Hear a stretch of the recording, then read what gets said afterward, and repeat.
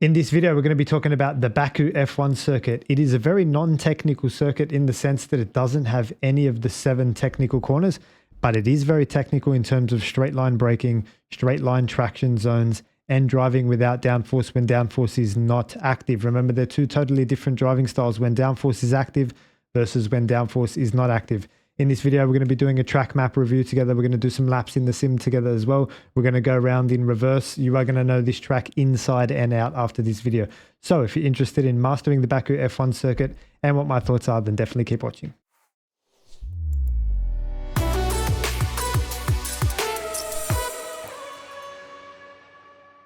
Welcome back to the channel, guys. My name is Martin. I'm a specialist technical coach and mentor for open formula drivers. In this video, we're going to be looking at the Baku F1 circuit together. We're going to look at it on the whiteboard. We're going to do a hot lap, slow lap, and reverse lap as well together. So definitely stay tuned for all of that. Initially, I just wanted to give you like a bit of a philosophy for the track, a little bit of context for it as well, how to drive it, what sort of inputs you'd be looking at. So conversely to like a high downforce track with a lot of grip where you'll be really smashing the pedals, like say Hungary, for example, this track's totally different. Firstly, the track surface in Baku, it's a street circuit, so it's very smooth.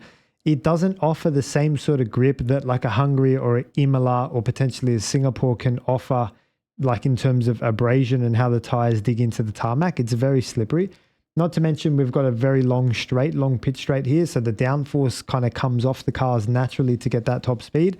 And then you're sort of driving on this slippery, dusty street circuit with long straights. So similar to Vegas, similar to Mexico in a way as well.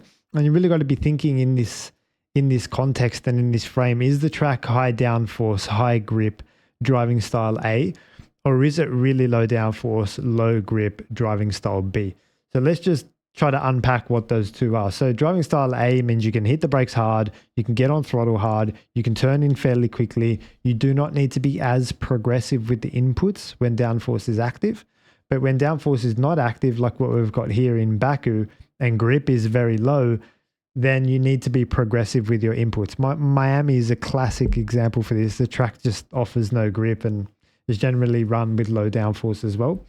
So what does that look like? So it looks like introducing the brakes, like introducing the brake pedal progressively, not smacking it straight away. Some of these corners you're braking from 4th gear, you're braking from sort of 150 to 200 kilometers. You're not braking from like the 290s, 300s where downforce is really active. So it's a bit Mickey Mouse, and therefore the brake pedal needs to be progressive. What are some of the things you can do to help the braking then? So whenever you don't have left foot braking capacity from the brakes itself, there's a lot of other things you can use. For example, the gears. So in F1, you can obviously turn up the engine braking. If you don't have access to that tool, even just clicking the gears quicker and going down more gears can give you more engine braking. That's nicely going to complement and supplement the lack of braking capacity that you actually have. Similarly, with the throttle, the way you input the throttle out of the corners from low grip, from low downforce, you know, there's also a technique to that. So introducing the throttle progressively and gently, that's something Sergio Perez was great at, and that's why he always did well at Baku. Short shifting as well, out of the slow speed traction zones is another way. Just getting the steering wheel straighter earlier can help with traction as well. You don't want to be carrying any additional steering lock while you're turning and accelerating at the same time. That's going to take away from your traction potential. Then there's other things like the on-throttle differential. If you've got access to that, great, start to tighten that up.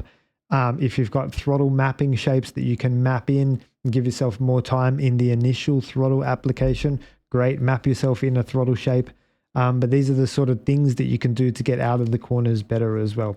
And then with the steering, it's obviously a lot more progressive. You know, you just turn in gently, always use as minimal steering as possible. It's not like Japan, for example, when you turn into Degna 1 or you turn into the S's or the second part of Spoon, for example, like these corners where downforce is active, cars highly loaded, you know, like 11 and 12 in Melbourne or that fast chicane, I think it's 9 and 10 now, bang, bang. It's not like that. Here it's like brake, downshift quickly, like pull back with the gears a lot. And literally the most you'd be turning is sort of, yeah, not much. But the main point I want to highlight to you is it's progressive steering. Let me just move this mic out of the way. So progressive steering. And yeah, that's the philosophy. So another philosophy for this track is if you are doing this track in real life, let it clean up. Don't go out there and practice one and stick it in the wall, because you've learnt nothing and you've sacked your confidence along the way as well. Go out there, take the professional approach, clean the track up, get familiar with the braking points, learn the track, learn the car, get some temperature in the tires and brakes. This is a track that's going to, develop session on session, and you just want to be in it for the long haul. Even in the race, you want to be in it for the long haul. You just want to see the checkered flag around here. Honestly, it's not one that you want to try to be a hero at. He who can make the most he who can make the least amount of mistakes here is the one that's probably going to score the most amount of points. So that's the mindset coming into Baku. Stay alive, build confidence, learn, adapt, iterate, problem solve as you go through. All right. With all that being said, that's my philosophy. Let's jump over to the whiteboard now and have a look at it together. All right. So I'll bring up the red pen and we'll annotate and mark as we go through. So this is the pitch straight. That's the long straight that we spoke about. And here braking, it's always hard to find braking points at street circuits, because those little, not little, but they sort of longish rectangular breaker boards, towards the right-hand side of your view. And they kind of sit like this, pinned up against or clipped onto a wire fence. They're almost impossible to see as compared to a permanent circuit like a Hungary, for example, where there's actual grass and breaker boards. The sort of 150, 150 are pinned up here. So it's very hard to actually spot them. There's an entry curb here, which helps as well, maybe once you get to that entry curb. But what I'm highlighting to here is the lack of braking references that you're going to have down here, and how invariable and inconsistent, or how variable rather, and inconsistent your braking is going to be. So you need to find a good braking reference. That's something when we do our slow lap, I'll show you guys around and how you can potentially do that. And likewise, here as well, braking into turn 2. I think there's a pedestrian crossing or something that runs across here. Even things like that on the road are great braking references. Anything that doesn't move, basically. Anything that is closer to where you want to look as well. If your breaker boards are on the right here, but you're turning left, it's not ideal to be glancing that way when you want to be looking at the apex, right? So if you can find something closer to closer to on the ground, or just off to the side where you want to be looking, that's ideal as well. So here, the pedestrian crossing, I like that one. Again, accelerating out of here, it's all the stuff we spoke about, the short shifting, the traction work, the open steering and all that. As you come down here, you've got the same problem into turn 3 as you do into turn 1. It's all about, where is the braking point here. But with both of these corners, 1 and 3, you want to be really pulling back with the gears quite a lot, particularly in 3, because you just don't have the braking potential as good as you do in turn 1. And that's because of the speed you're coming in here. Speed you're coming in here might be, for example, in F1 330. That's great. That's good downforce. The speed you're coming here, I don't know what it is, but it could be 280. That's a lot less downforce than the 330s, right? So again, the progressive braking is applicable. Turn 3, 4, and 5, all through this section actually is where things get really interesting. So if you were to ask anyone who doesn't know much about racing line to draw a racing line here, they'll say, okay, fine. Enter on the right, touch the apex, come out wide, switch across, enter, apex. They will draw this sort of S shape throughout the track. I hope you can see that. Let me just zoom in a little bit for you so you can see it properly. So we're talking about 3 and 4 like that. So they'll draw a normal S shape. Now, I don't like that, guys. I'm going to do something else in blue, say, for example. I think that there's too much time where you're accelerating with the steering wheel turned. And like I say, I don't like that. So I would do the same sort of entry, apex. But when you get here towards the edge, I like to open the steering as quickly and as straight as possible. Bang, get my foot down, short shift, get the gears and everything up, get the downforce and speed moving forward. And then, only then, a little bit later, do I then dart across and resume the normal play. Likewise, out of turn 4, there's no need to bring the car across to the right-hand side earlier than required. I like to go straight for a little bit. Again, steering wheel straight is a priority. Foot down, traction, short shifting, blah, blah, blah. And then even take a tight line into turn 5 if you have to as well. You don't need to be on the extremities of the track. Because it's not a corner that you're going to carry amazing speed through. Let's face it, you're just trying to get through here as gently as possible. So that's a bit of an insight into 3, 4, and 5. The next tip that I can give you guys is into turn 7. Now, this track map is not drawn as well as it should be. There's actually a curved braking zone here, which means the track sort of goes like more like what I've drawn there. And what you want to do therefore is do like a straight line braking into turn 7. So again, making sure the steering wheel is straight. That's like the theme for this whole track. And that's going to give you the most braking capacity, most braking opportunity into turn 7. You'll be able to brake later. Remember, it's very dangerous over here. There's like walls here. All of these braking zones, particularly 3, obviously there's a runoff. But you saw Colapinto crash here on the exit of 4. So this is something, like I say, you want to build up to. But what you don't want to be doing, if I draw in red, is breaking through this curvature. You want to be doing, like I drew in green, is just straight line braking, such that the left front comes up against that wall there. That's what you're looking for. A bit of a chicane here, so you do want to take the curb. Again, sorry, out of 7, straight line acceleration is the best thing, and then bring the car across to take the 11, 12, and so on. 11's off camber, and so is 12 actually. So these don't have a lot of grip. Again, you want to be staying as close to the apex as possible. If you lie down on your stomach and look at, say, turn 11 and 12, if it's off camber, what that means is this is what you'll see. You'll see the apex and you'll see like the track fall away. That's called off camber. So the key with off camber corners is to not be where the gradient is so high. Make sure you're actually quite tight to the apex, because that's where you're going to get the most grip, and just hug the apex all the way around. That's a little tip that you can do in 11 and 12. And then we got 13's flat, 14's flat. Again, here you can see the curved braking zones that I'm talking about. And this is typical of street circuits. So the track's curved. So, you know, most people would think like, oh, the racing line is going to be around here so that I can enter from as far wide as possible. But there's a lot of turning to the right and braking. If you're doing that, you're going to lock up the front right tire almost certainly. So you don't want to be doing that. What you do want to be doing, if I just take that back, is actually stay left and then bang, pin it with like a really straight line braking through that section. And that's what you're looking for. Then you still get the entry that you're looking for, but the braking potential has increased by having the steering wheel straight. Downhill, 15. You can shift the gears a bit quicker as you come downhill. 16 is just sort of a nothing 90-degree corner. There's no time to be gained here. Just don't make a mistake is what I would say. Like, play a safe braking point and get on throttle nice and early, and you keep your foot flat through all this section of racetrack. So I hope that helps you guys. It's characterized by the short shifting, opening the steering wheel. We'll jump out on the sim now and have a look together, and the breaker boards as well, something you need to look out for. So yeah, we'll jump out on the sim together now and I'll show you around. Alrighty, here we are in Baku. So it's going to feed us out into the last corner. We're going to do this slow lap and have a look at it together and talk about what's going on. All right, so coming down the pit straight, again, minimal steering as possible. In the race, this is going to be dangerous. So we'll come back to this because it's full tanks, hard tires.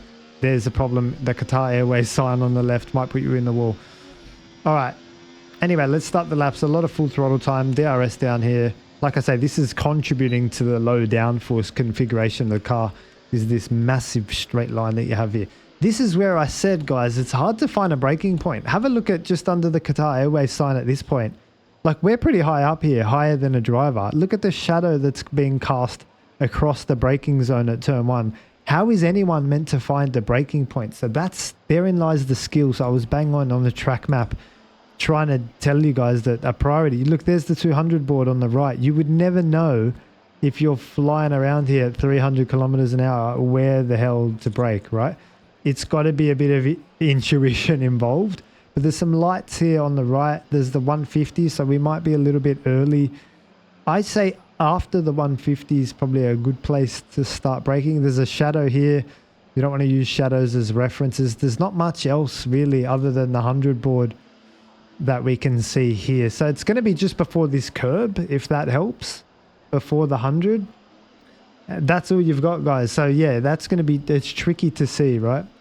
This is one of those corners where you don't want to be like opening up like you do in Miami or Austria as well, because this curb's a little bit high and you feel the bumps over it. So right front just here, braking, downshifting, do all the usual engine braking stuff.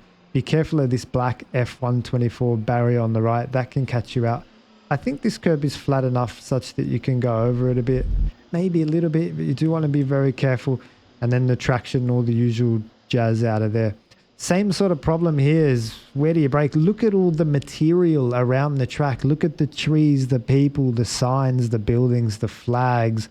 There's a lot of mental, like, distraction / capacity, you know, stuff that's pulling your mental capacity, and you're trying to find a breaking point here. So there's the 100 on the right. It's hidden behind one of the flag boards, which is just above us on the top right. There's the pedestrian crossing, which I said on the track map review, which is where I normally like to brake around there somewhere. I'm not sure if it's on that exactly, but that's a good reference for you if you can see it and find it. Again, you've got shadows. It's how you're going to see the apex here, right? Look at the shadows that we're having to deal with here. So it's going to be hard to find your turn-in point proper. And yeah, again, so here it's really important to open the steering and just keep the car like straight as possible.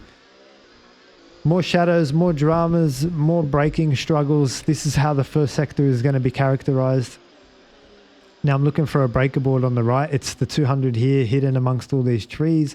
Another flag board. There's the 150 hidden amongst more trees. And then here's the 100. So yeah, somewhere between the 150 and the 100 is where I usually brake. And again, the same problems as we've described into turn one. Hard to see, right? All right, now this is where things get interesting and things change now from trying to spot a breaker reference to trying to get traction capacity and throttle capacity and traction potential. So as you come through here, look at my steering wheel. Left-hand lock, and you see that racing line? That's something I really want to ignore. At this point, I just want to try to get under this Rolex sign that comes across above me and just steering wheel straight, accelerate, traction. And at this point, you're going to overtake the car who's turned a little bit to the left, right? The only disadvantage is at one point, you've got to get across there yourself. I do think there's enough time to be able to do that and brake and do it all in one and reclaim the normal racing line. Again, open the steering wheel and get traction down first before you bring the car across. It's really important. That's going to do your rear tires a world of good. It's actually quicker and more consistent at the same time. Challenging braking zone here. There's so much to talk about. I've already overrun what I wanted to talk about. Like here, you're turning and braking at the same time, so you would think that you put the brake balance rearwards, but then it's easy to lose the rear here as well. You have a look at Charles Leclerc, who crashed here, I think it was 2023, straight into that liquid moly sign because he lost the rear on entry over some of the bumps. Now this is the sort of thing that can happen. I like to stay more left here than the blue line on the floor, just so that I can give a good armful of lock and open up, get the good run and good traction out of there. This is where I was talking about, and the blue line is correct here, not staying near this AWS sign and just trying to come in on a bit of an angle here because it's a little bit of a curved braking zone. Have a look at the white line towards my left front, the solid white line. It's curved, right? It's going around this corner. So you don't want to be doing that. Even the dotted white line shows curvature. So you just want steering wheel straight, and left front has to brush up against this wall. Whenever you're doing a straight line braking technique, always look for the outside front to brush up against the wall that you're in. I'll show you another example of that as we go around. Same stuff here. You're going to open the steering, get traction first, and then resume this blue line. Try to find the entry curve here. There it is. And open the steering is really important. A bit of left-hand steering over this crest and off camber corner. Like, yeah, it's all happening so quickly, so I can't tell you guys too much detail, but yeah, it's all a bit of, here's off camber, traction, uphill. There's a lot happening there. So the way you balance the car without putting inputs, believe it or not, just float the car across those corners is going to be the way to go. If I have some telemetry, I would like to show you guys as well. So I'll double check if I do after the video. And this is the next straight line braking zone. So here's where you want to be, which is really different to the blue line, as you can see. The reason being, we're going to straight line braking this one as well, which means turn a little bit first and then bang, brake here. And as we said, whenever you're doing straight line braking, check that your outside front tire brushes up against the wall. It does right there. Downhill over a crest. So again, as you come over that crest, the rear gets light. So you guys need to know like your crests, your dips, your on cambers, your off cambers, your elevation, your uphill, your downhill, your straight line braking, your straight line traction, your gears, your engine braking. These are all the technical things you need to know in Baku. Your throttle mappings. It's pretty technical without having like a bunch of technical corners like Hungary, for example, or Netherlands with long corners or S's or anything like that. It's just all about how you set the car up and drive the car for the circuit. Okay, so then you got the pitch straight.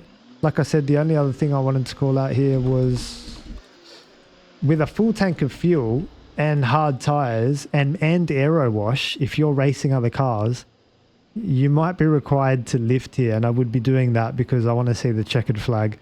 I do not want to end up with aero wash, having the steering on and then, you know, crashing into that wall. So that's the only other dangerous point or dangerous call out that I wanted to highlight to you guys there. All right, let's try to do a lap now at full speed and see how we get on.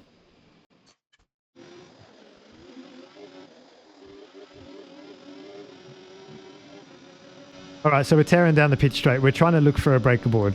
This is a hot lap, so we're going to risk a little bit more than usual. DRS goes open. We know we're trying to find these breaker board things. What's that? 200, bang. Not bad, I guess. Probably a bit early. And the pedestrian sign. Again, probably a little bit early. This is my first exploratory lap for a while. Here again, I'm looking for those breaker boards behind the trees. I'm going to pull back with the gears. 200, 150, bang. That was better. Straight line, and now lock the rears there. Again, brake balance forward now because I felt the rears. And I'm going to turn in later because like I said, all right, straight line braking here. I'm going back with the brakes. I had to pull with the gears a lot.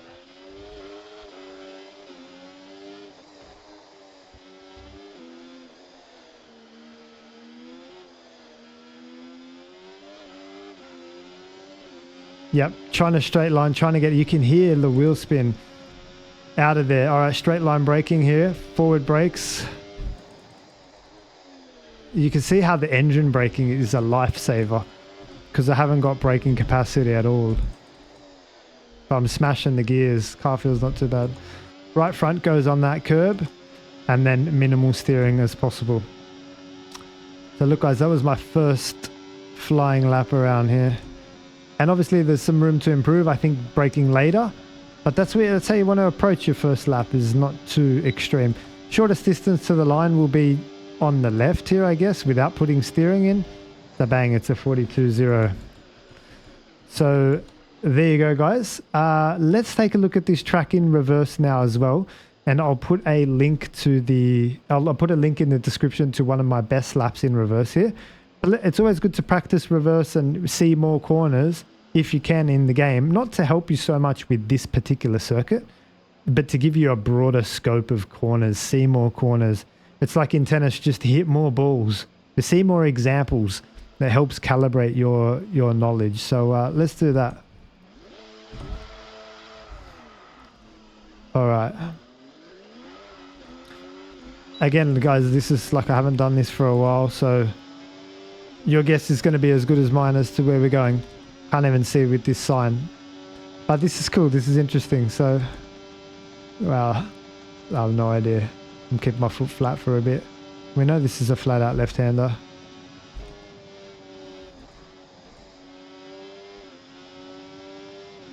Have a look around here. Okay. All right. So here we go. Uphill. So it's the same sort of thing, guys, with the traction and managing all of that. So the steering wheel open, steering wheel straight. This is downhill braking now. Okay, that's flat. It's downhill here. Plenty of room on the left. Just downhill chicane.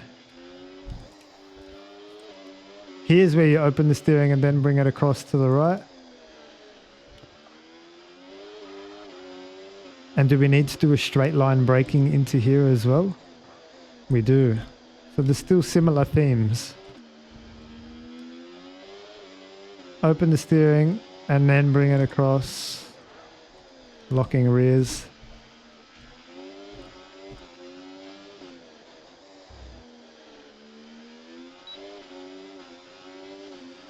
And this is actually good practice in terms of not using breaker boards. You don't have any breaker boards in this direction. So you want to work out, like, I just know where to brake even though I can't see the corner, right? This is just pure intuition. That was early. That was cool. Let's do another lap. See if I can practice my iteration skills now. Remembering where there was more grip and time. I remember here. And I remember downhill. I'll show you. So I remember here there was more. Yeah, like here. So I found time already.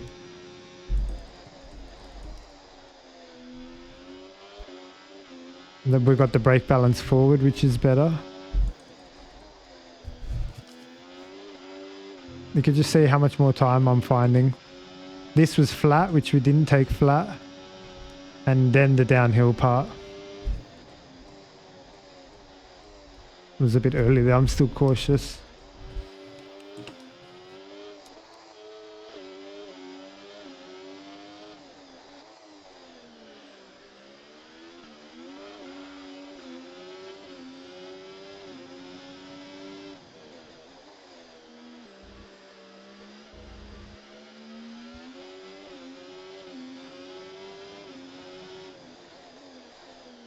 Not talking much because I'm trying to work out where I'm going.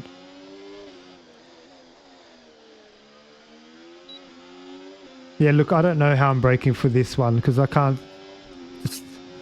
Where's it? It's the top of 7th gear, 8th gear. Okay, here we go. Where is it? There it is. I'm just looking at the apex, trying to see it. And here was early last lap, so we'll go a bit more.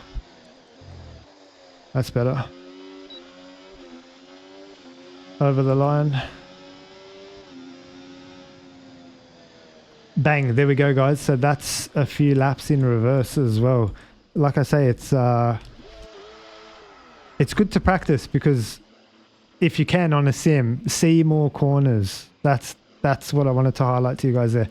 And problem solve more. You're going to have to problem solve everywhere you go around the world. So you want to make sure, like, finding where there's more grip, finding where there's more gears, working out how to deal with different braking zones, working out how to use the engine braking. These are the skills you're going to need around Baku. So that's all for this video, guys. If you like this video or enjoyed the style of this video, please subscribe to the channel for more racing tips and track guides moving forward. If you had a thought or question, please leave it in the comments section for me below, and I'll see you in the next one.